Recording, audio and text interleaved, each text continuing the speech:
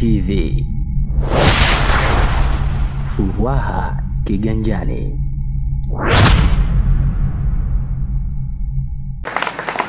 Na shehe ambaye mtu msingi na unamtambua kama bosi wa hivi vikundi, kama kuna mkaguzi wa sheria, hii nasema kwa masheha wote mkoa wa Kusini Unguja, kama kuna mkaguzi wa sheria hafiki kwenye sheria yake ama hasaidii vikundi vyetu, nipate taarifa ili tuchukulie hatua.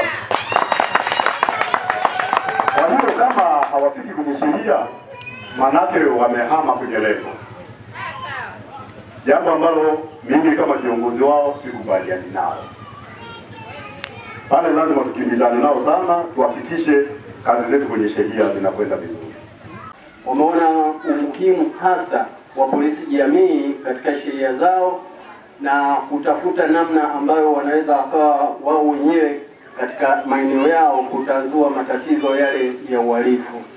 Kwa ndio maana utaona kwamba hapa kumetokea vile vikundi mbalimbali vya ulinzi shirikishi katika sheria mbalimbali, wao wote hao wakiwa na moyo kabisa wa dhati na lengo kabisa la kuhakikisha kwamba wanatatua matatizo ya uhalifu katika maeneo yao. Lakini hili wanafanya hivi ikiwa pia ni sehemu sasa ya kushirikiana na jeshi la polisi kuhakikisha kwamba wao ndio wanakuwa wa kwanza kuibua wahalifu na kuweza kutoa taarifa katika vituo vya polisi, na pale wakati mwingine wao itakapokuwa wamebidi kuwakamata, basi kufanya ule ukamataji ambao ni salama na kuweza kuwafikisha katika vituo vya polisi ili hatua zingine za kisheria ziweze kuchukuliwa. Na yomba sana jamii ya Uzi ishirikiane. Uzi nyinyi wenyewe mashahidi, sasa hivi mmekuwa mkivuna mazao kutokana na kazi ya vijana ulinzi shirikishi.